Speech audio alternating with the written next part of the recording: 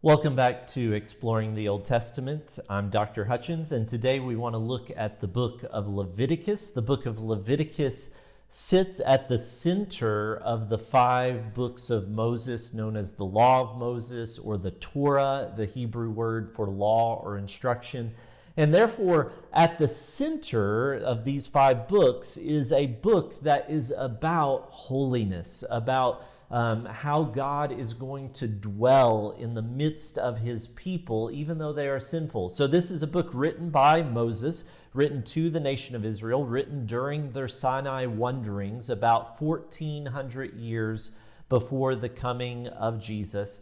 And the main idea is around this idea of holiness, a word that's repeated over 50 times in the book.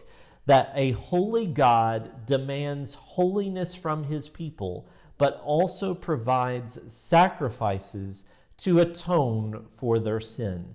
So you see there are 2 parts, that they have a holy God who is demanding holiness from the people. He's demanding that the people reflect his own character, but also that this God is a merciful God who understands that his people are sinful and therefore provides a way of salvation for them, which is through the sacrifices that will atone for their sins. As we look at the structure, we'll see that much of the structure has to do with the priests and with the actions of the priests, the offerings, the festivals, the different things happening at the tabernacle and through the ministry of the priests. And of course, this is where the book of Leviticus gets its name. It gets its name from the tribe of Levi. The Levites are the tribe that is set apart from the other 11 tribes of Israel. There's 12 total. And that tribe is set apart to be the priest, to stand between God and the rest of the nation. So the focus on priests is what gives Leviticus its name. It starts in chapters 1 through 10 with rules for the offerings and for the priests. Chapters 11 through 15, rules about cleanness and uncleanness. Now, this is not talking about hygiene. It's talking about ceremonial cleanness and uncleanness. Who has access to God and his presence in the tabernacle, and who does not have access based on things that have happened to them, things they have done. Then chapters 16 to 17 is about the Day of Atonement, the most important day on the Israelite calendar, which we'll talk more about in a moment. Chapters 18 to 25 focus on how the people are to be holy and how they are to practice various holy days throughout their calendar year. Chapter 26 is about blessings and curses. Blessings if they follow God's commands, curses if they do not follow. And chapter 27 ends the book with rules for when someone makes a vow, this promise based on God's holiness. Whenever they make a vow like that, how are they to follow that vow and fulfill that vow? So the book begins, and also throughout the book, with the concept of God's holiness. God is holy, and therefore he demands holiness from his people. And one example of this is Leviticus 19, verse 2, but we see almost the exact same statement in Leviticus 11, in Leviticus 20, in Leviticus 21, where God says something like this: "Be holy because I, the Lord your God, am holy." Be holy because I, the Lord your God, am holy. God is holy, which means he is separate from sin and completely devoted to his covenant and his covenant people. And God's character should therefore be reflected in the character of his rescued and covenant people.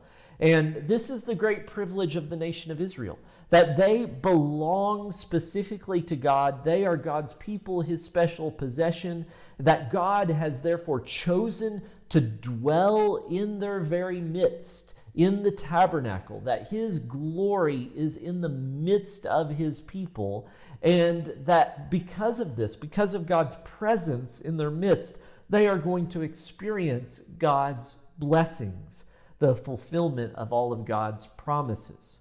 But on the other hand, It's this exact privilege of Israel that is also Israel's greatest danger. God's holiness also demands that sin be judged. The same God who's bringing blessing to them by his presence, because they're sinful, is actually going to bring the curse upon them. He's actually going to have to judge them. The source of blessing will become their curse because they are not holy, they are sinful. Therefore, in his mercy, God has provided a way of salvation, a way to meet the needs of his people, and that is through giving them a priesthood, these men who are supposed to be completely devoted to God, completely devoted to holiness. And he gives these men sacrifices that they are to practice regularly, some of them daily, some of them for special events, but the most important one occurring on the Day of Atonement, which happens once a year. Now, the word atonement simply means that God is covering over the sins of the people. It's when God punishes a substitute for human sin so that he can forgive that sin and make them holy. And so on the Day of Atonement, what the high priest would do is he would take 2 flawless goats and he would confess the sins of the people over the heads of those goats, and then they would cast lots to determine which goat would be for which task. One of the goats would be what we call the scapegoat. So if you've ever heard someone say, well, he was just a scapegoat, it's coming from this concept that there is a goat that is a substitute for the people, and the scapegoat in particular is the one that will be taken into the wilderness with the sin of the people and disposed of away from the people in the wilderness. The other goat is actually the one that will be sacrificed. And as it dies, the blood is collected. The high priest then goes into the tabernacle, into the most holy place, the Holy of Holies, and sprinkles the blood of the sacrifice on the Ark of the Covenant, the lid of which is called the mercy seat, where God himself is dwelling. So those 2 goats form a unified picture of what God is doing for his people. On the one hand, one of the goats must die on behalf of the people's sin, die in the place of the people so that the people can live. And that blood is taken into the holy place so that it can be sprinkled upon the mercy seat and God's wrath against the people can subside and there can be peace. On the other hand, the other thing God is doing is he's not just satisfying the punishment, he's actually taking the sin of the people away from them. That's why that other goat is taken out into the wilderness, away from where the people live, so that their sin is actually removed, separated from them, and forgiven.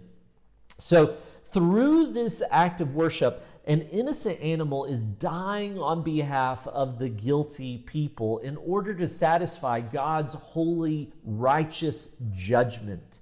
And through this institution, it allows this holy God to dwell in the midst of the people of Israel without destroying them, without bringing a curse. And therefore, it allows his presence to bring the blessing that is needed. Now, we see Jesus all over the place in the book of Leviticus. In fact, the book of Hebrews in the New Testament is primarily about how we see Jesus in the book of Leviticus. You can't understand Hebrews without Leviticus. And Hebrews says that the priests and the sacrifices, all of these things, they're like shadows, and Christ is the substance. When you see your shadow, you see kind of a loose image of yourself. It's not exact, but it gives you an idea of what you look like. And that's what these sacrifices did. They were pointing forward to Jesus, who would be the fulfillment of these sacrifices. So Jesus is the great high priest, not a high priest who dies and has to be replaced, but a high priest who lives forever to intercede for his people. And he also is the great and final atoning sacrifice. We see in the fact, Hebrews says, that because these Day of Atonement sacrifices happened annually, year after year, they were never truly taking away sin. And besides, how could a goat or a bull or a sheep, a lamb, how could they ever atone for the sins of a human being? The value of life is not equal between animals and humans, and therefore it doesn't make sense that these were actually atoning for sin. Instead, they were pointing forward to the day when the actual atonement would be made, and it would be made by a man who was also God, who died on the cross in our place. And as he dies, his blood is the true atoning sacrifice for all sin, the sin of the Old Testament saints, the sin of the New Testament saints. And he takes his blood not into an earthly tabernacle, but into the true tabernacle in heaven. He sprinkles it upon the mercy seat in heaven and truly atones for our sins once and for all, so that God can dwell with us and in us, not just temporarily, but forever in a new creation. And therefore, the main name for Christians in the New Testament is not Christians, it's not believers, it is holy ones, or what most translations translate as saints. Saints is not a select group of really good Christians like some churches teach. No, a saint in the New Testament sense is every single believer who, through the sacrifice of Jesus Christ, has been declared holy before God. It is a holy one to God. And so we enter into God's presence. We have access to God's presence. God dwells with us, and one day we'll dwell with him forever in the new creation because of our great high priest and the final atoning sacrifice for our sins.